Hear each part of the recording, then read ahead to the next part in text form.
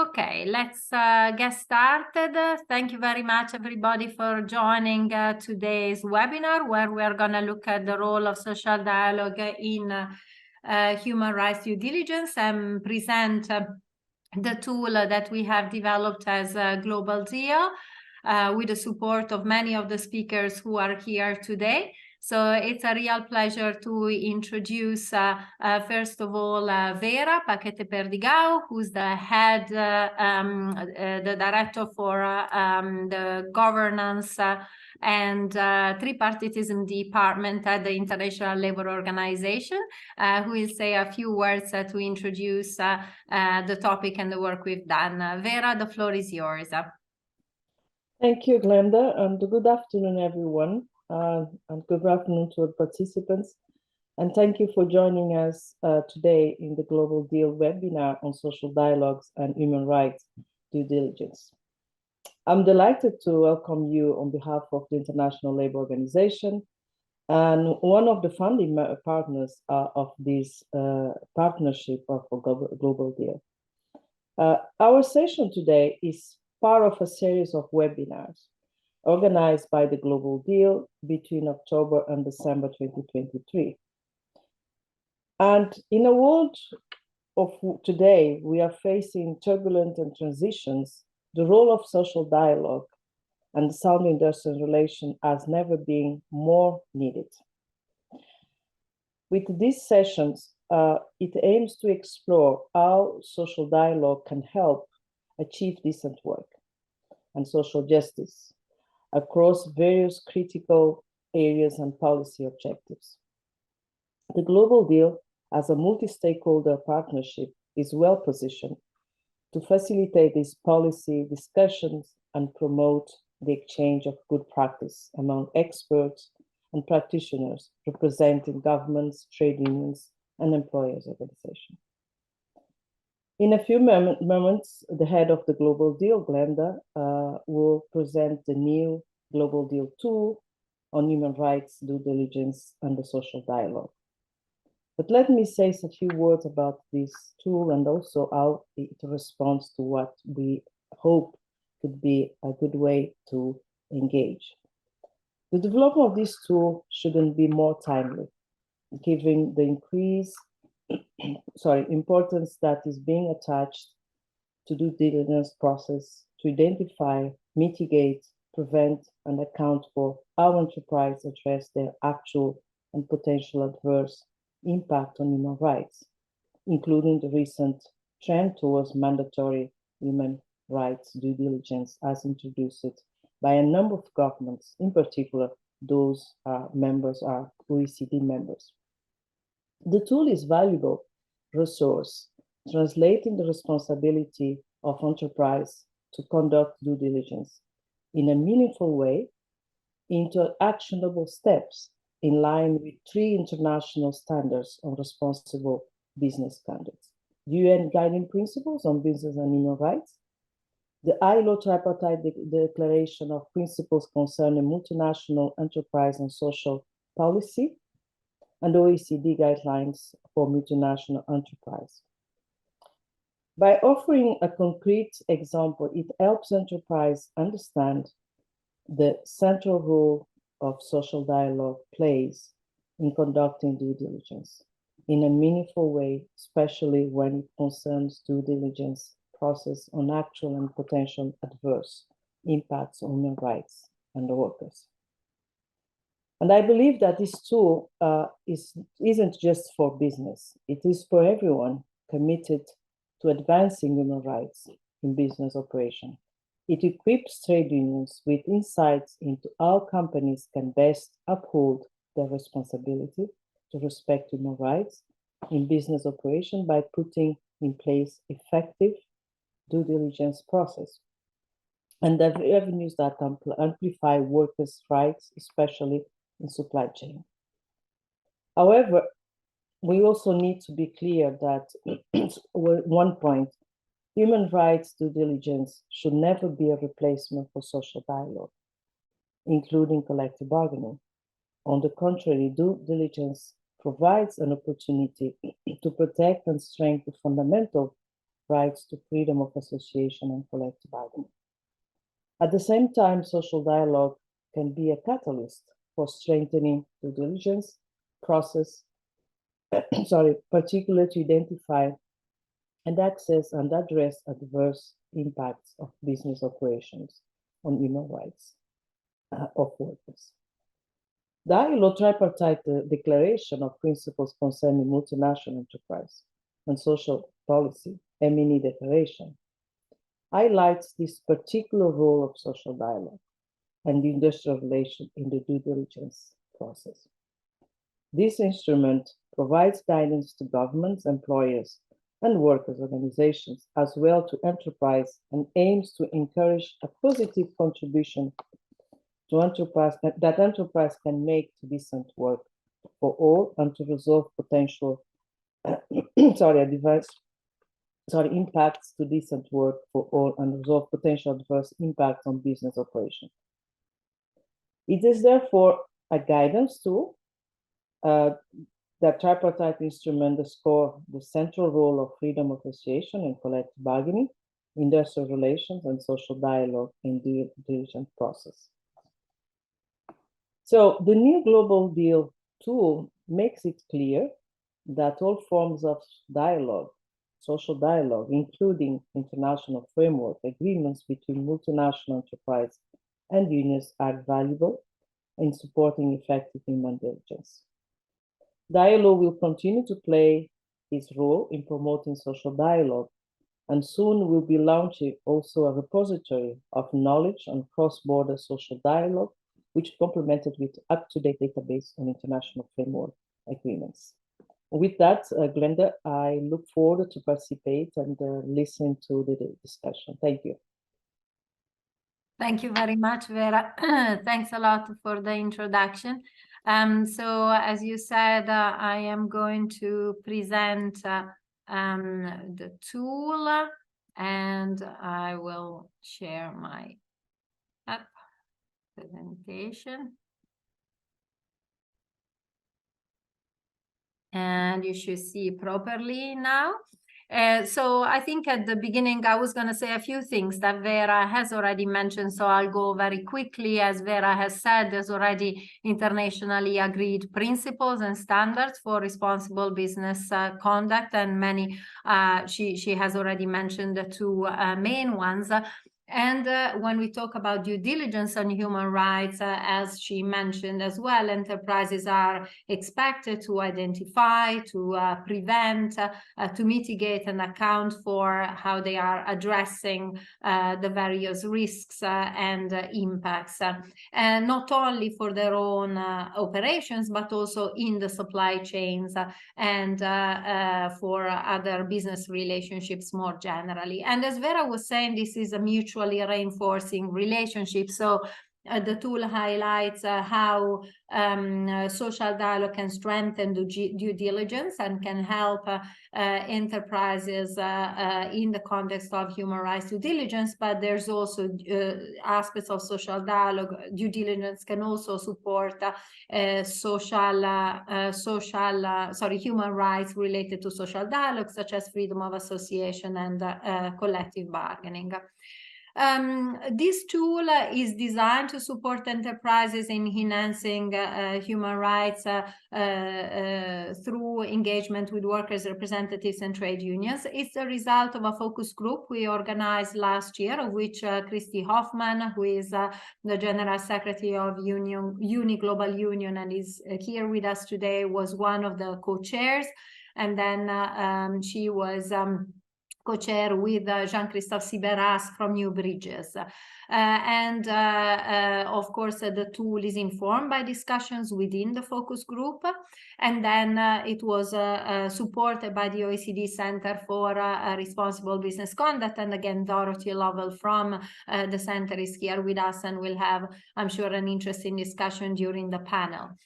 So the tool proposes some practical recommendations, proposes also some good practices, and then it concludes by seeing this relationship, how human rights due diligence can actually support freedom of association and collective bargaining as human rights themselves.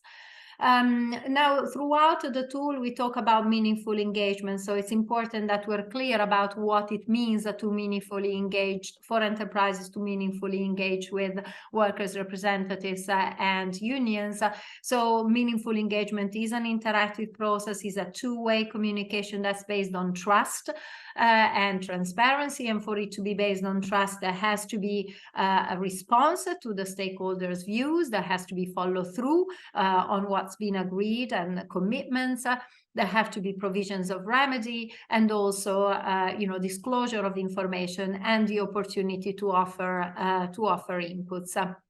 It's also important that in the whole process, there is a consideration that's given to the context and the specific barriers. And as I'll tell you a bit later, the tool highlights how workers' representatives and trade unions can help anchor some of the due diligence policies and strategies in the context, in the specific context. But, we need to take into consideration the size of the enterprise, the nature and the context of the, my slides are moving by themselves, nature and context of the operation, and also potential barriers such as language and cultural differences, but also gender and power imbalances that may arise. Now, this that I'm showing here is the framework as it was developed, the original framework for human rights due diligence as developed by the Responsible Business Conduct Center at the OECD, which was an input to our work, and which includes 6 steps.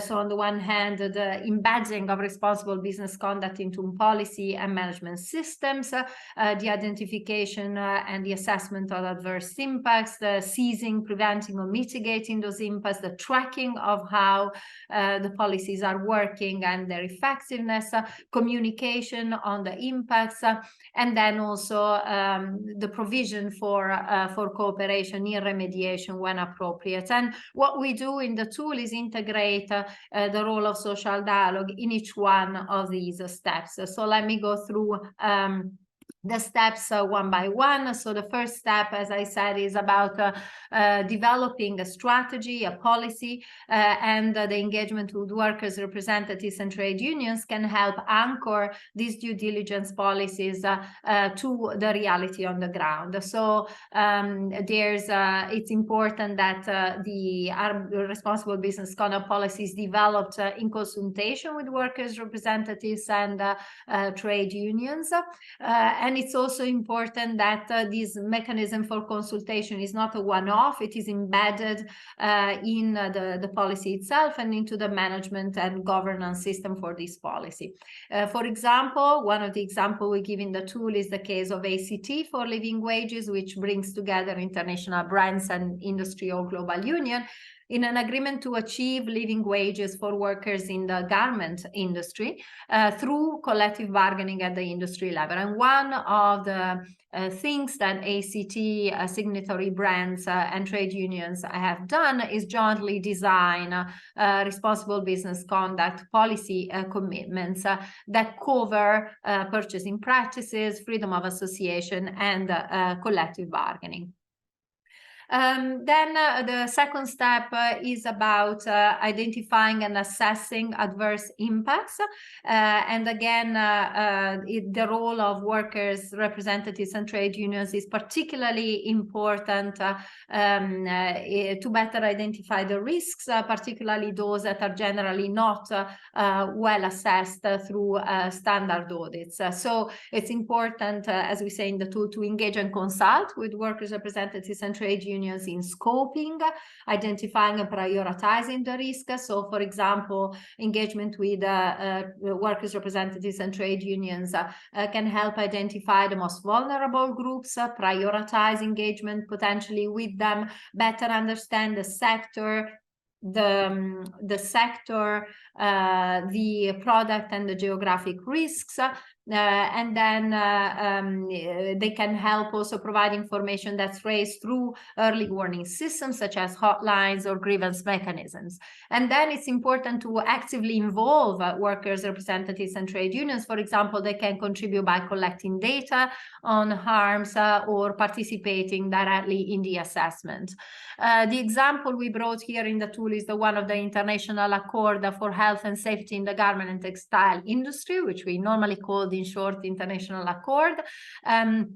And it's a legally binding agreement between global brands and global unions, and industry or global unions. So I'm sure Christy will tell us a bit more about it later in the panel discussion. And one of the elements of this agreement for improving workplace safety in garment factories is about the collaboration in the assessment of safety risks.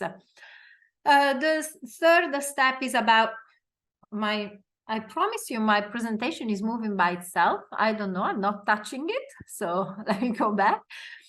So the third step is about seizing, preventing, and mitigating impacts. So it's about, in this case, workers' representatives and trade unions can help, for example, develop roadmaps for stopping these negative impacts. They can help plan to prevent or mitigate the impacts and adverse impacts, and also set up worker management committees to address the risk. The example here is again the one of ACT, which identified very unique challenges in working in Turkey due to the fragmentation of the sector, but also to the low trade union density in Turkey. And there was an agreement on a memorandum of understanding that establishes a protocol on how brands should partner with global and national trade unions to support a more constructive and mature industrial relation in Turkey and address any grievances that may arise. So the fourth step is about tracking implementation and results. Like every policies and strategies, it's important to monitor how it's doing. And so the collaboration with workers' representatives and trade unions is important for assessing whether the enterprise strategy is working, is being effective, and to monitor this effectiveness. We say, how important it is to jointly develop monitoring of human rights risks, to identify sensitive issues and severe or overlooked issues, and then very importantly to involve workers' representatives and trade unions in understanding what is not working and why, so that it can be improved. The example we bring here is the example of Solvay, of the Belgium enterprise Solvay, which had a global framework agreement with Industrial Global Union, and the agreement stipulates 2 yearly monitoring missions of Solvay to sites worldwide. I'm really sorry about this. It's just moving very quickly. The fifth step is about communicating how impacts are addressed. And here there is 2 aspects of communications where workers, representatives, and trade unions should be involved. So there's the communication publicly on how the enterprise has addressed potential and actual harms and how it is engaging with workers, representatives, and trade unions. And then there's also the element of communication with affected or potentially affected stakeholders. The example we bring here is the global framework agreement between the French enterprise Société Générale and Uniglobal Union about the enterprise due diligence plan, where there is an agreement that Société Générale will consult with Uniglobal Union about the plan in advance of its publication. The 6th step is about providing for cooperating in remediation. Again, the grievance mechanisms and other processes to enable remediation are only effective if they are appropriate for the task. And so the idea is to engage with workers' representatives and trade unions to develop grievance mechanisms that are legitimate, so they are trusted by workers, that are accessible, so they are known to all workers and their representatives, they are predictable, so the procedures are clear, they're also equitable, so they give access to all the information, advice, and expertise that's necessary. They're transparent, and they inform the parties on the progress in the complaints, and they are based on dialogue with the relevant stakeholders. For example, under the international accord and its predecessor, the Bangladesh Accord, workers and their representatives can raise complaints on occupational safety and health risks. And between 2013 and 2018, there were more than 200 complaints that were resolved through this mechanism. And now, just to conclude, as I said at the very beginning, it's a mutual relationship between human rights due diligence and social dialogue. So human rights due diligence can also help uphold human rights related to social dialogue, such as the freedom of association and collective bargaining. And in this context, it's important that enterprises commit in upholding, for example, international labor standards in responsible business conduct policies, that they scope and assess all the risks, for example, the frameworks in institutional frameworks, judicial frameworks, legal frameworks for industrial relations, that they address activities that may contribute to anti-union discrimination and use leverage on their suppliers, that they monitor changes in risk, like changes in collective bargaining coverage or the effectiveness of the measures that have been taken, and that they communicate externally on due diligence regarding freedom of association and collective bargaining, and that they provide for cooperation in remediation. So they include complaints related to freedom of association and collective bargaining. I'm going to stop here with the presentation, stop sharing, and I think it's time to move on to our panel, which I'm afraid you'll have to hear my voice for a while longer, because I'm also moderating the panel with our excellent speakers today. And after this overview of the tool, I think what we want to do in the panel is really understand where we stand with human rights due diligence at the moment, particularly when it comes to social dialogue components, so collaboration with social partners. We want to discuss national and European initiatives and any examples that are emerging, and basically possibly leave you today with an idea of how our tool can be useful. So let me do an introduction of our speakers. So we have Benjamin Dartvel, who is head of the Sustainable Finance, Corporate Law, Accounting Standards and Corporate Governance Unit in the government of France. We have Christy Hoffman, that I mentioned before, who is also the chair or the co-chair of our focus group and who is General Secretary of UNI Global Union. We have Dorothy Lovell, who's sector lead for the garment and footwear sector at the OECD Center for Responsible Business Conduct. And last but not least, we have Annabelle Mulder, who is senior researcher on human rights at the World Benchmarking Alliance. Welcome, everybody, and I'm really glad to have you here in the panel. For those who are connected today, don't forget to post questions for the panelists in the chat. We'll have a little bit of time for that at the end of our panel discussion. So let me start with, as I said, we wanted to start with taking a picture, taking the pulse of where we stand in terms of human rights due diligence and involvement of social partners, of workers' representatives and trade unions in human rights due diligence.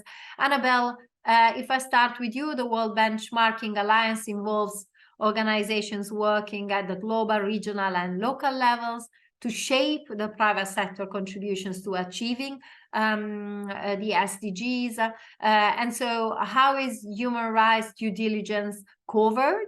And how do you take the role of social dialogue into account? Yeah, thank you, Glinda. Yeah, so as the World Benchmarking Alliance, we assess how companies are fulfilling their responsibility to respect human rights. And one of the aspects of this is that we assess whether they conduct human rights due diligence and whether they involve rights holders, affected stakeholders at the different stages of the human rights due diligence process. I think very much in line with the tool that you just presented, we're looking, are you involving rights holders in how you identify risks, how you make decisions on how to mitigate them, and how you track whether your response has been effective. I think on the positive side, we're seeing that more and more companies are undertaking human rights due diligence, with just over half of the companies that we assess having some sort of due diligence process in place. But the percentage of companies that are actually involving rights holders as a part of that is still very low. So we see that it's only about a quarter of companies that actively involve rights holders in their process to assess human rights risks and to prevent impacts. So there's definitely a lot of scope for companies to involve stakeholders throughout their human rights due diligence process. So I think, yeah, the tool that you've just presented is definitely very timely. It provides a really practical way for companies to fulfill their responsibility to involve stakeholders, especially as we're moving towards more regulation, as we're moving towards the implementation of the CSDDD. I think this will be a really useful tool for companies to support them in putting these requirements in practice. Thank you very much, Annabelle. Let me move to Benjamin. So France was one of the first countries to pass a law about human rights due diligence, le devoir de vigilance. What is the picture in terms of implementation of at the moment, and what is the role of social dialogue in France? Yes, thank you very much.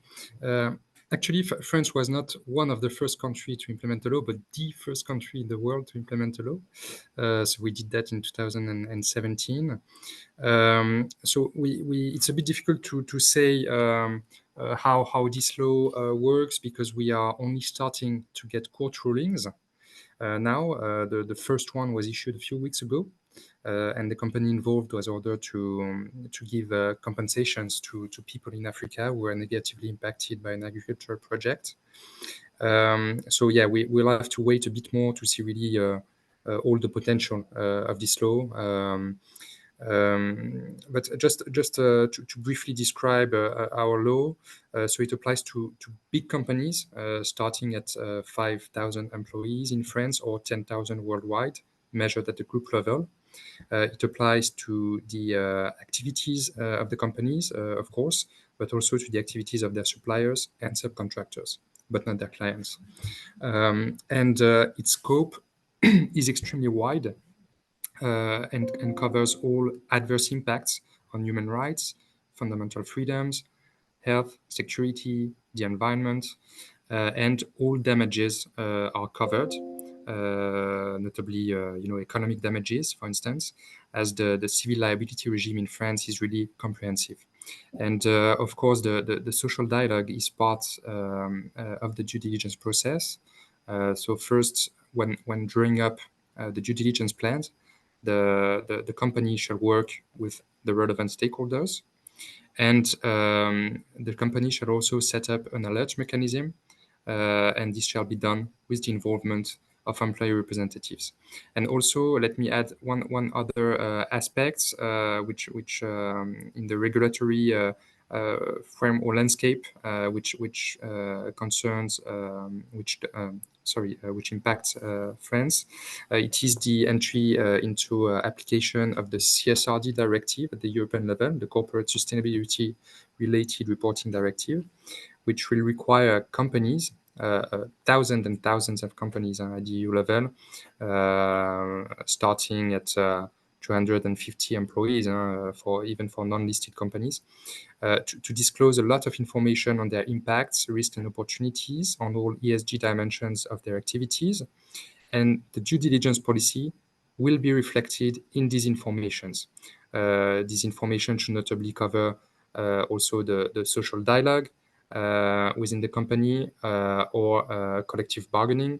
So, and also the directive requires that in the process of complying with these reporting obligations, the company shall consult the workers' representatives. So, overall, we have a very comprehensive regulatory framework now, which is in place. And I know that we don't want it to be a tick the box exercise for companies, but I think that our regulatory framework definitely ticks your boxes, the boxes of your tool. So yeah, I'm happy to say that. Thank you, Benjamin. Very interesting. Dorothy, over to you. You follow the garment sector, as I said when I introduced you, as part of the OECD Responsible Business Conduct Unit. What is the situation in that sector? As many of you will have realized, many of the agreements that we cite as example are between brands and trade unions, global trade unions in the garment sector. Thank you, Glenda. Well, yes, the situation in the garment sector is challenging. I don't make comparisons with other sectors. I'm sure others can on the call. But I mean, we can just look to the social dialogue in the 21st century project that was a project between Cornell's Global Labour Institute and Fair Wear, CNV International Mondial, FNV in 2021, which analysed barriers to social dialogue in 10 different garment-producing countries and summarised the barriers as, and I quote, abundant, immense, and constantly fluctuating. So these are barriers such as trade union laws that restrict forming unions, restrictions in particular special economic zones, employer resistance, lack of industry-wide collective bargaining agreements, through to really like some of the worst practices such as anti-union culture, harassment, and violence. And then for brands, respect for freedom of association and collective bargaining has long been present in labour codes, for example, the widely referenced ETI-based code. But we know that these issues need to be proactively promoted, the mechanisms to do social dialogue and these rights. It's not just enough, of course, to point to a code of conduct. And this is really where due diligence comes in, because it's a dynamic and iterative process, which allows a company to identify where the risks are highest in their value chain. And so in this case, perhaps risks relating to ability to conduct meaningful two-way social dialogue, but also risks relating to freedom of association and collective bargaining, and then take actions accordingly. And more on that later, I think. With respect to some good practices that we're seeing in the sector, you've already given a few examples of different sectoral agreements, and also there are a number of bilateral global framework agreements, and a real rise, I think, it's fair to say, in these agreements. That enables or creates the environment in which unions and brands give unions the space and the role to play the part of monitoring and perhaps, really support grievance mechanisms. Obviously, unions are the original worker voice mechanism, if you like, and to fulfill the two-way dialogue expectation. Some of these agreements are topic focused, and I think it's really, we've heard a few of those, like you mentioned, the International Accord, which focuses on building safety. But another one I wanted to mention is the Dindigul Agreement. And so that was set up between the Indian Women and Dalit Worker-led Union, TTCU, and Eastman Exports, a manufacturer. And then, of course, there is a separate, and these agreements kind of combine in quite a really good way. So an agreement between H&M, the brand, with TTCU and a number of other organizations. And creates this legally binding mechanism subject to arbitration. And subsequently, brands Gap and PVH have also signed similar agreements. I think I can leave it there, but I think it's really important to note that, yes, the situation is very difficult in the sector, but there are models and mechanisms that are really being taken up and could be a model to other companies. Thanks a lot, Dorothy. And over to Christina. What's your view regarding implementation and the involvement of workers' representatives and trade unions? And since you lead a global union, you also have an international perspective. So maybe you can also give us a sense of how the issue is approached differently across countries.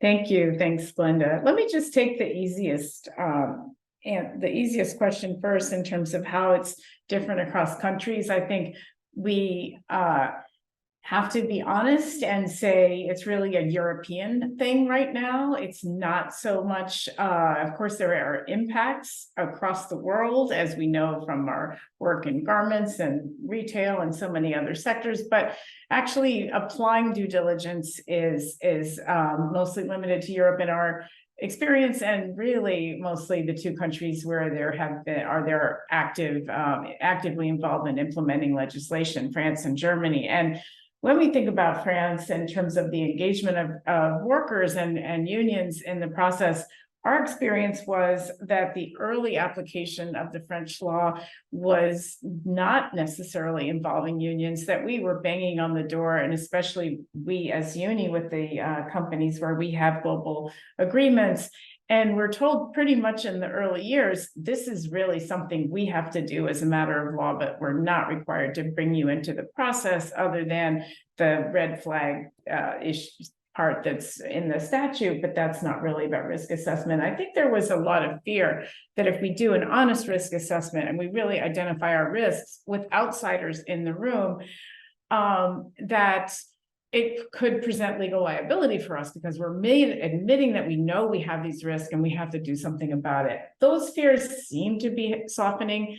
But also, I think that it's becoming more recognized you can't have effective due diligence without actually having some representative of workers as part of the process. You're not going to have a good result. It's not going to be honest. You can't just rely on an outside agency to do your risk assessment. There has to be reality to that. And global agreements, Dorothy mentioned that we have a number of global agreements with companies in countries where it is required to have due diligence. And here again, I mentioned France and Germany, and where the global agreement is a part of due diligence because we are the eyes and ears on the ground in many countries that go beyond what even the national union has experience with. So we're actually seeing now that we're integrating a due diligence process into our global agreements. First, as you saw with Société Générale, more directly in the French, with the French companies, Crédit Agricole, we're adding it to another company that we're signing with in a couple of weeks. And there's others where we've added due diligence references, and then we'll be doing that in Germany as well. But the fact of a global agreement, whether or not it references due diligence, is really part of a due diligence program because we are one piece of that effort to sort of know and show what's happening across your own value chain, if not supply chain, then at least across your subsidiaries. So thanks a lot, Christy. I'm just seeing a question in the chat, which is about the directive that's coming out of of Europe on due diligence. And I'm conscious that Benjamin, unfortunately, needs to leave us before the end of the panel. So why don't I ask you directly, Benjamin, about you? So you have been involved in these negotiations. So my question is about how are they going? How are the social partners being involved, and has there been broad agreement in this area? The questions I see actually in the chat are very similar to the questions I had. So the floor is yours, Benjamin. Yes, indeed. No, it's a bit difficult to give a precise answer because the negotiation, as you know, is still ongoing. So currently, the Council of the Member States is negotiating with the European Parliament as part of what we call the trilogues, and so the Spanish presidency of the Council is in charge of defending the Council position. So we expect a political agreement before the end of the year, but I mean there is no certainty about that. But that is the objective of the Spanish presidency and the rapporteur of the text in DEP. And so yeah, that's how much I can say on the process. But regarding the directive itself, what I can say is that it is, of course, a very important piece of legislation. It will effectively enshrine into hard law the OECD voluntary principles on responsible business conduct. And so thus, the EU will go much farther than all the other jurisdictions. The rights covered by the directive also will be precisely listed in an annex, which notably refers to the fundamental conventions of the International Labour Organization. So yeah, the precise content of this annex, of course, is still being negotiated. What I can say is that France in particular is in favor of extending the list of international conventions as much as possible, notably to encompass, for instance, health and safety at work. But yeah, it is still ongoing, and of course, I mean, we have tried to share as France our expertise on our regulatory framework, even if, as I have said, we still lack, we're still not in a situation to really assess its effectiveness because we are just in the starting phase of its implementation in France with the first court rulings, etc. And also, what I can say is that overall in the Council, this directive has been highly welcomed because for the moment in the EU, so you know that only France and Germany have a mandatory framework, a mandatory law, but several other member states have also announced that they would set up their own national frameworks. And so in this context, the directive will avoid the risk of fragmentation within the EU of different approaches from one member state to the other, and it will ensure a level playing field between all the member states. So we are, of course, very supportive of this directive.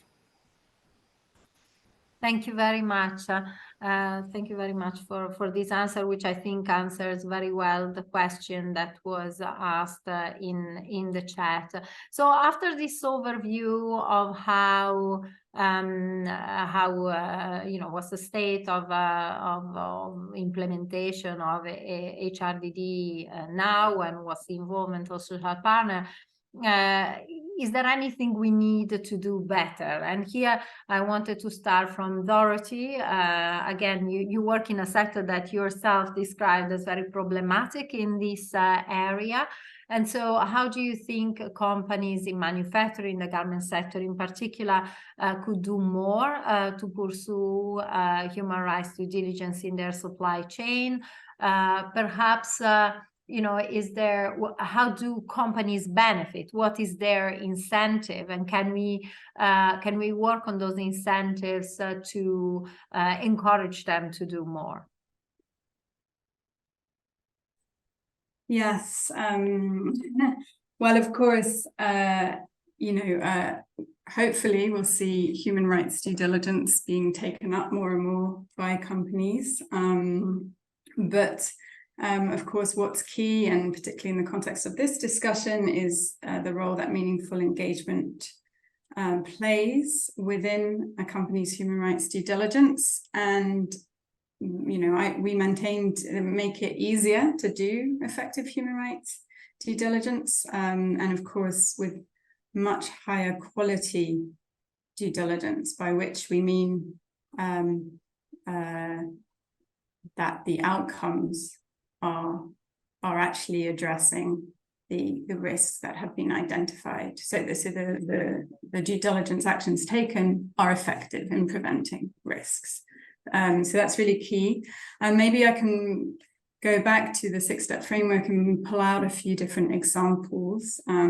So of course, in step 2, as you presented earlier, Glenda, there's a role for meaningful stakeholder engagement in the context of scoping risk, but then where risks have been identified and perhaps more information is needed, to actually go in and do more in-depth assessments. And of course, meaningful stakeholder engagement at this level will help build on the information that could be discovered through on-site assessments or audits, for example, and really is crucial, as you mentioned earlier, to really dig into some more hidden issues, and it's really important to conduct that stakeholder engagement almost in advance of doing those assessments, in order to know what to expect and to be able to cross-reference information, and really, if there's a gap between what's known in the local area in terms of risks, particularly perhaps relating to sexual harassment and gender-based violence, and then it's not observed in the factory audit, then there's a question to ask and to really look back at the audit approach, the assessment approach. If we look at step 3, so an important aspect of due diligence is obviously to consider the company's relationship to the harm, and a really important part of that in the garment guidance, particularly, this is very clearly laid out, is whether the company's purchasing practices or business models may contribute to harm. So if a company has high risk for freedom of association in its value chain, it may be an important step to perhaps adjust purchasing practices or discussing with a supplier to help resolve some of the barriers, as well as, of course, with the unions. But other measures can play a role too to reduce these risks, such as building longer-term relationships with suppliers, forecasting better so that suppliers have a better sense of reliability of orders, ring fencing living wage payments, and these are examples that are included in agreements in for example, ACT on living wages, ACT, and pre-qualification can of course play a role, where a company can consider in advance of placing an order what the issues are related to social dialogue and protection of freedom of association and collective bargaining. And so finally, just perhaps to mention the step 6 example. So of course, meaningful stakeholder engagement is crucial in designing grievance mechanisms in order, as you pointed out earlier, to meet those different factors of accessibility, predictability, equitability, etc. But also in terms of determining the remedy in the end. And it's a really important point that workers or the complainants themselves need to be included in, and it needs to be checked that the worker is satisfied with the remedy received. But of course, there's also a rights-based element to remedy, and who better than a union to double check whether the agreement reached with a worker, for example, to give back pay or whatever the situation might be, is actually equitable, and that's where, of course, unions can play a role. Overall, yes, maybe it takes a bit of time to set up these arrangements in the company's due diligence approaches to perhaps create agreements with trade unions.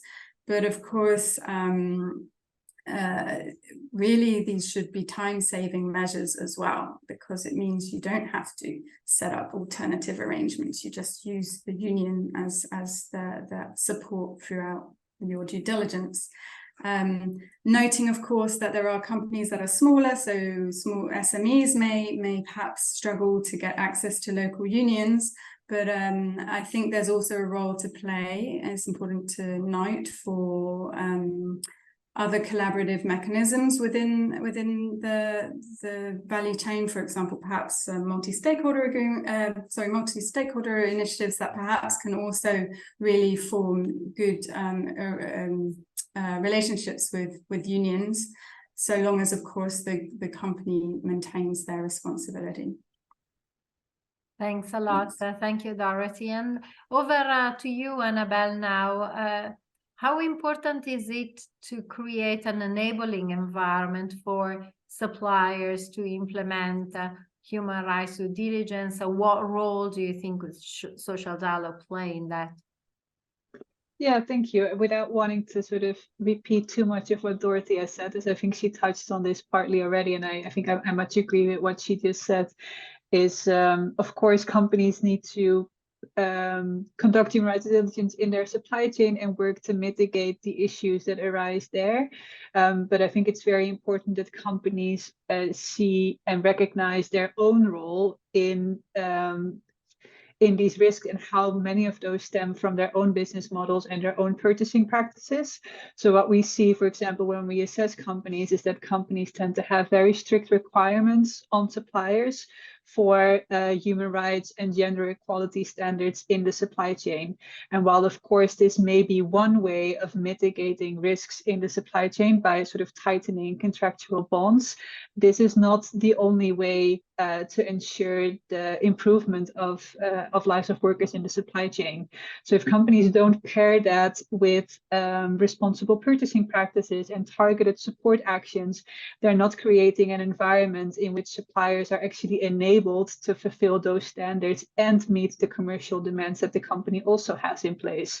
So it's very important that companies, don't engage in what you could refer to as sort of cut and run behavior, where at the site of a first non-compliance with their own standards, they cut ties with the supplier, especially as sort of more regulation is upcoming and there might be more of a fear of being engaged with suppliers that don't uphold your standards, but that instead companies take an approach in which they collaborate with their suppliers, recognize their own role in the way in which suppliers are able to uphold their standards, and enter a more collaborative relationship with their suppliers where they provide the support that they need in order to meet the standard that they set as a buying company.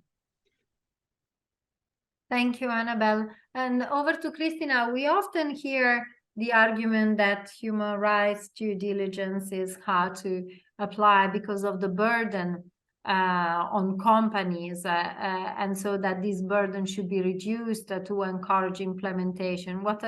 Do you have any thoughts on that?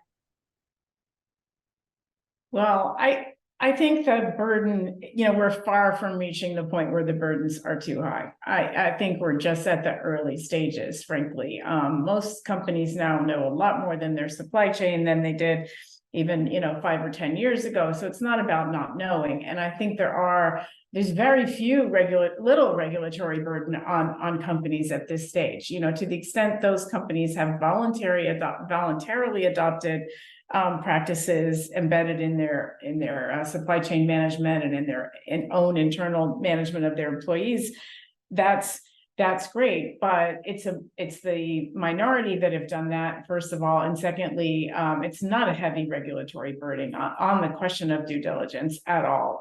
So I think we're pretty far from that. I think we see in those cases, such as forced labor legislation in the United States, where we have a legal requirement to do that, both that's taken seriously by companies, and then there is a bit more of a burden for them to actually understand whether there's forced labor in their various suppliers, because there's a sharp penalty. But where there's no penalty at all, it's not much of a burden, because all the real legal requirements take precedence, frankly, over the supply chain management.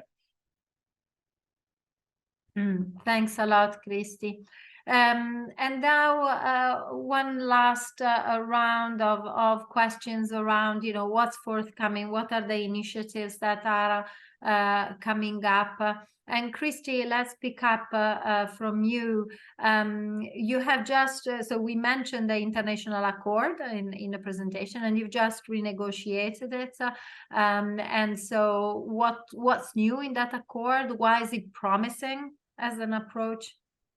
Well, first of all, it's super exciting. We signed a 6-year agreement yesterday. We announced it after a long, hard negotiation. I won't say, it's a walk in the park by any means, but just to say that what people need to understand about the Accord who don't know about it, yes, it's legally binding. I think many people know that.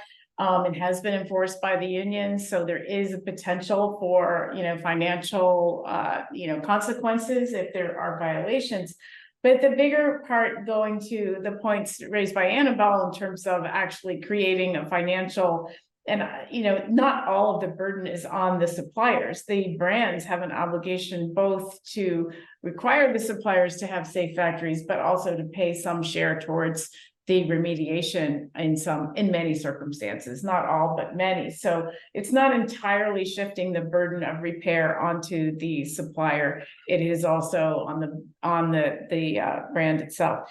The new things in the Accord are that it will expand. Our estimate, there's a series of criteria that are examined to determine when and where it can expand. We have already expanded the Accord from Bangladesh to include Pakistan. That just happened a very short time ago. And then over the next 6 years, we're looking at between 3 and 4 new countries, depending on how well we've done in the earlier countries in summary. But there's a series of criteria. So now I would say the other thing that's really important is that the complaints mechanism, which is separate from the enforcement mechanism between brands and unions, there's also a complaints mechanism for workers to bring complaints. And that will be handled in accordance with our agreement.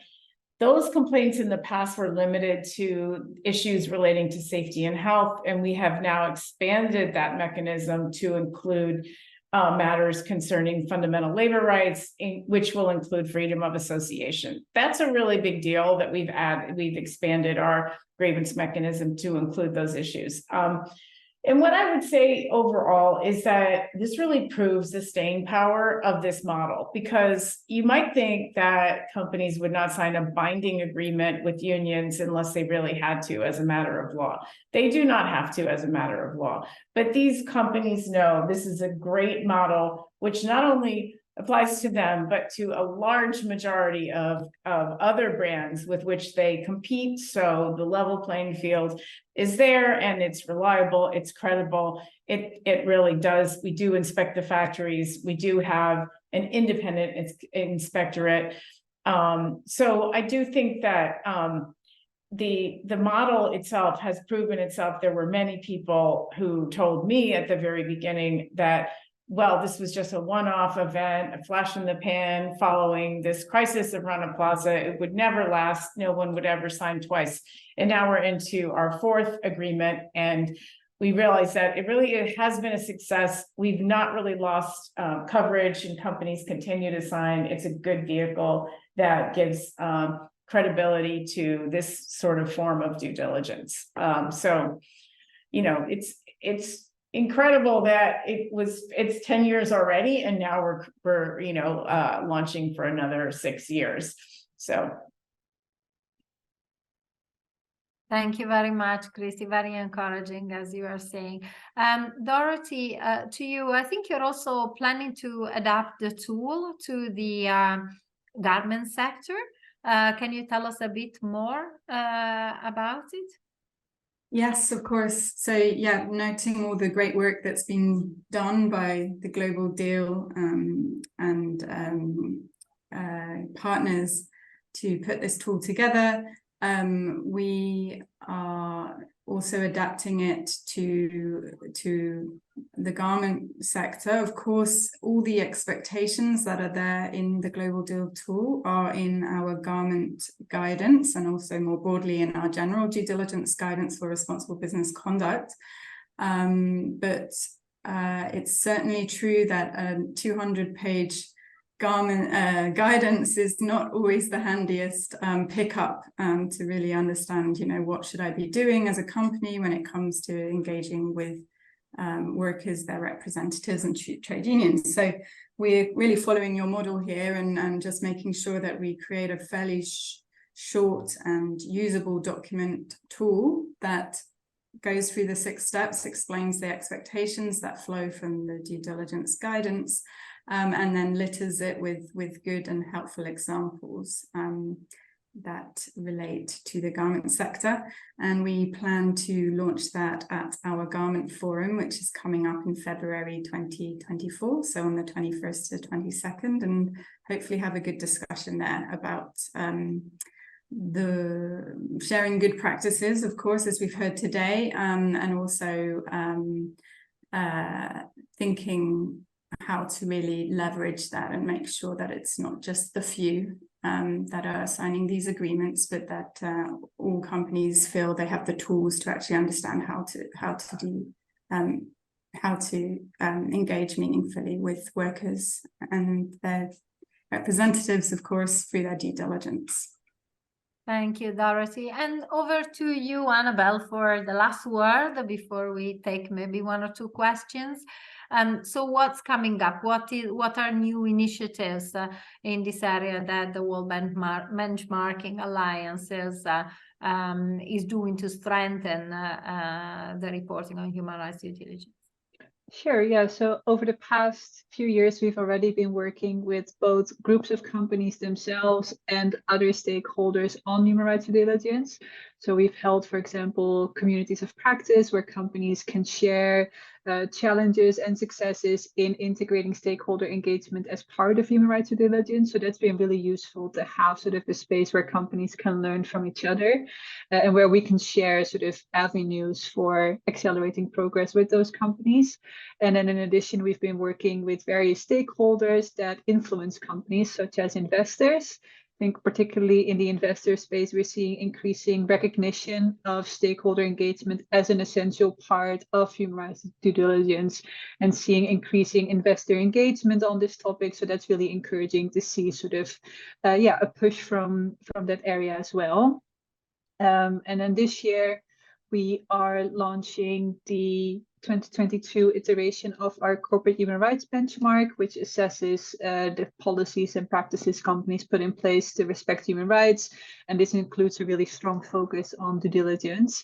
So this is the first time that we'll be launching in the Global South. So we're going to be launching in Dhaka in Bangladesh, where we're really trying to bring those results a bit closer to the stakeholders that face those impacts. And we'll be facilitating roundtables with local stakeholders and unions to help them campaign on the issue of being included in the diligence. Thank you very much, Annabelle. Let me read out. So thank you very much for these first rounds of questions. There are a few questions in the chat. I see Dorothy has already been very active. She has replied to many of the questions that were asked. So let me read out this one that was from Wilbert asking, I wonder if there are opportunities to integrate a social dialogue in compliance criteria related to national and EU legislation on human rights due diligence. Anybody wants to? I see Christy nodding.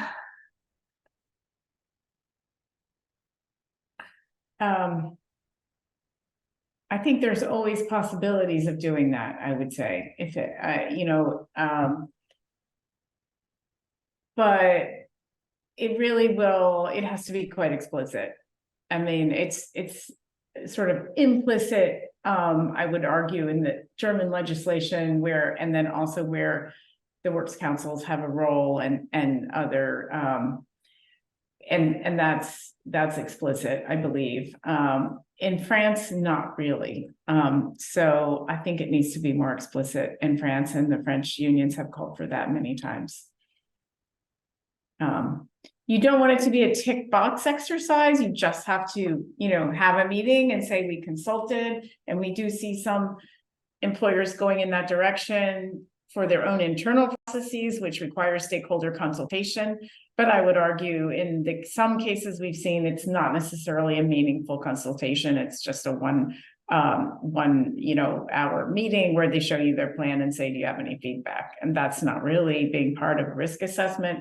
We've done our own risk assessment training for affiliates so they understand what's involved in that and how they should approach it. So we've created our own tool on that piece, on risk assessment, and also on remediation, like what does it take to repair a very damaged environment for purposes of freedom of association. It's not obvious. It's not a question of financial remediation or giving people back pay. It's really about how do you take steps to create a different environment in which the fear is diminished. And so we're doing, training and of unions in that regard. So I think the unions are increasingly seeing that as an important role for them to play, and we hope supported by global unions. But at this stage, it would be better if it were explicitly required that there be consultation and social dialogue around this process under law. Thank you, Christy. There is, I can see Jean-Christophe Siberas, who was your co-chair of the focus group, with a raised hand. I'm not sure we can give him the floor. Yes, we can, apparently. Go ahead, Jean-Christophe. Nice Hello. to have you here. Yes, hello, Glenda. Hello, everybody, especially Christy, with whom I had the pleasure to lead this focus group that you initiated at the Global Deal Unit. Thank you very much for this initiative, and thanks also for this output that was presented today. It's very good to have tools, in fact, to help, because it's so huge, this domain that we're talking about, that tools is always useful. I just wanted to stress a couple of things about social dialogue. I think so without social dialogue, just forget about human rights. Frankly, my experience is you need to have somebody who is on the ground to check what's going on.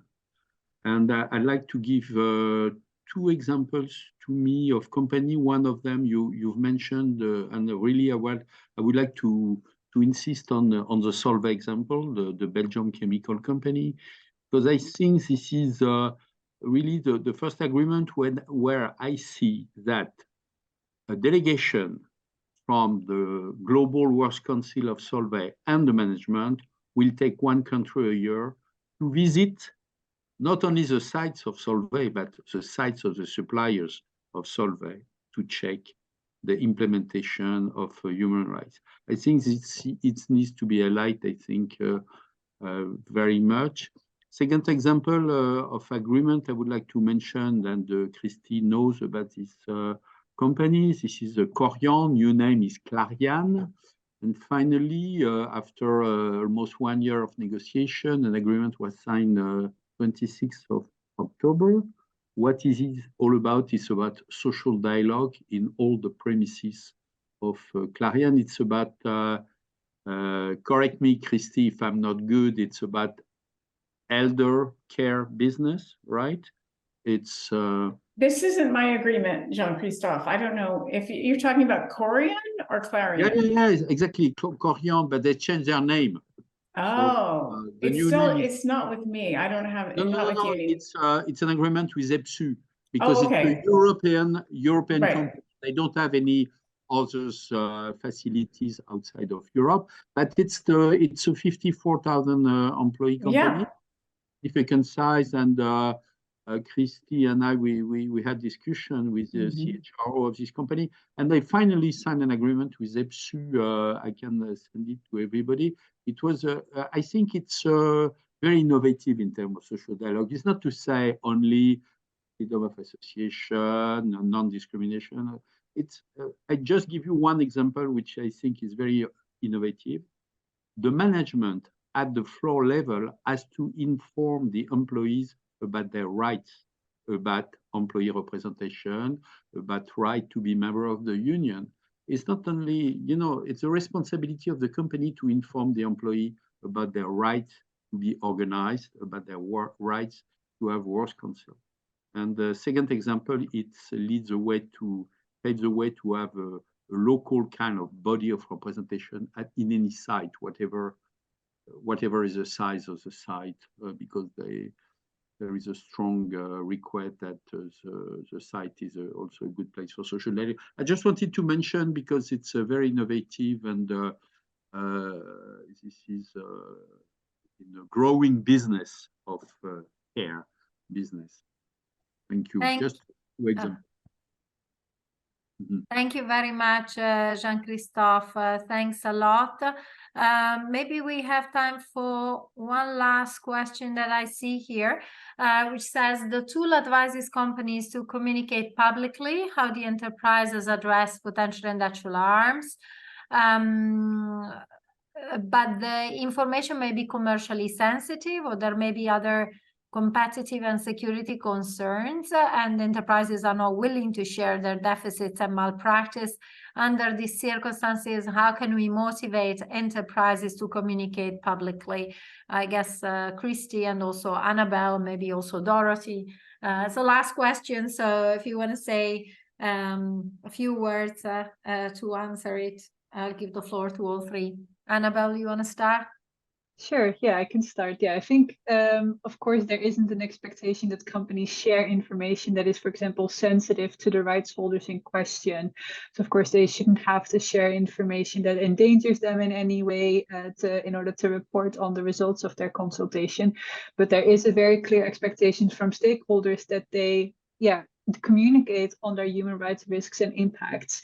And I think especially investors have a key role to play here in really asking companies to disclose that information as one of their key stakeholders. And in that sense, I think it's positive that we're seeing increasing investor action that is demanding this kind of information from companies, and that is also rewarding companies that are more transparent in this regard. And yeah, of course, sort of further regulation for companies to disclose the outcomes of their human rights risk assessment can hopefully relieve that sort of competitive advantage that sometimes still exists within companies.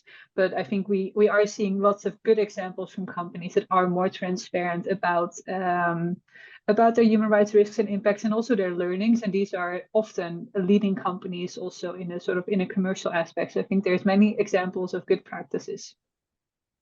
Christy?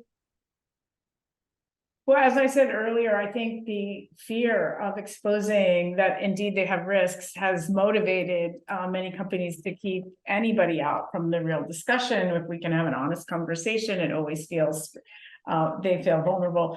I understand that. I understand not wanting to put that out in a public document, but they just have to get over it. And we have a new norm on these issues, and big companies are going to have to expect. And once it becomes more normalized, I think it will become understood that companies are going to have risks in their supply chain, and they don't have to sweep those under the rug, and that they just need to report on them and try to improve them. When we have a policy in the Accord of Transparency about every health and safety violation, and those are reported publicly. You can go on any factories. You can find it on the web and you see everything in the factory that is wrong.